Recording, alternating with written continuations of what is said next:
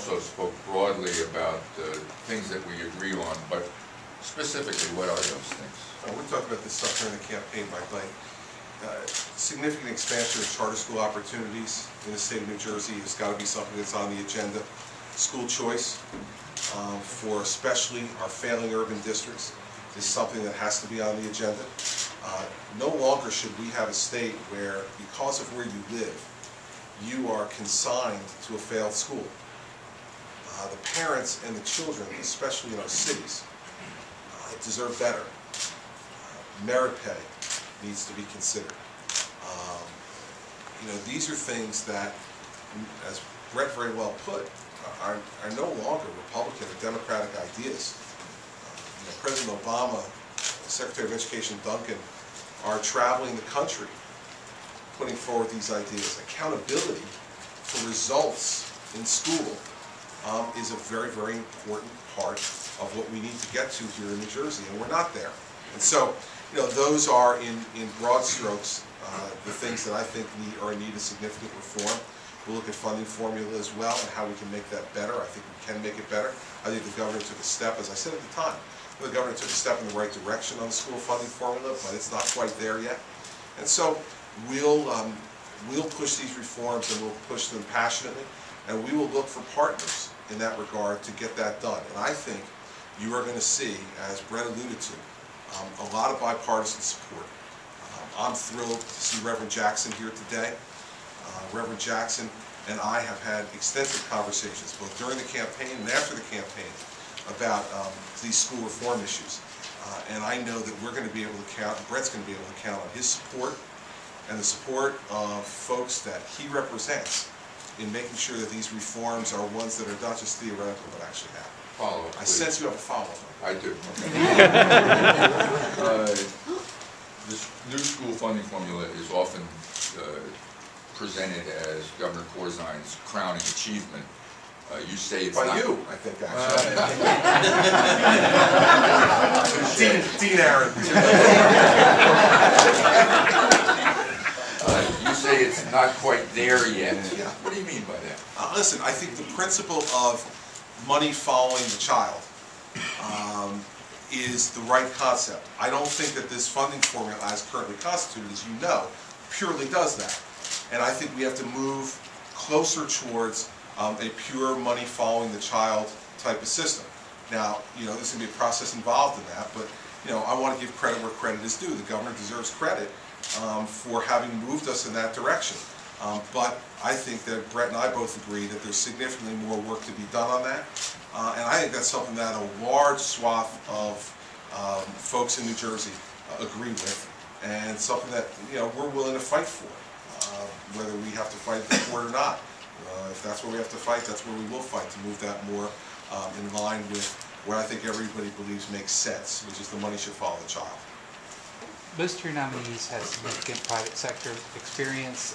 Does that say something about your approach, and if so, what does it say? I don't know if it says something about my approach. I think I'm just looking for people who care about public policy and who have good experience in order to be able to implement the public policy. Everybody can have, any number of people have really big ideas. Big ideas are good, but big ideas are nothing but big ideas if they don't get implemented. So you need to have people who not only know how to bring together ideas that are their own and others, but also know how to implement them. I think with the two gentlemen you see standing behind me, they both have a record of doing that. You look at the things that Bret was able to accomplish as mayor of Jersey City. Those are significant accomplishments in a whole wide variety of areas, including education, that I think bode very well for his ability to be able to bring people together and accomplish the goals we want to accomplish educationally.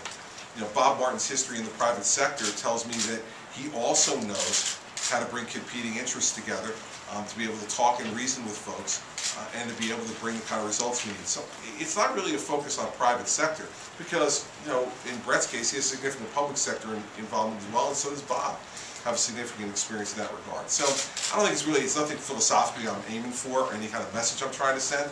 What I'm trying to send is I want people who are competent, I want people who are tough, and I want people who are willing to tell me the truth.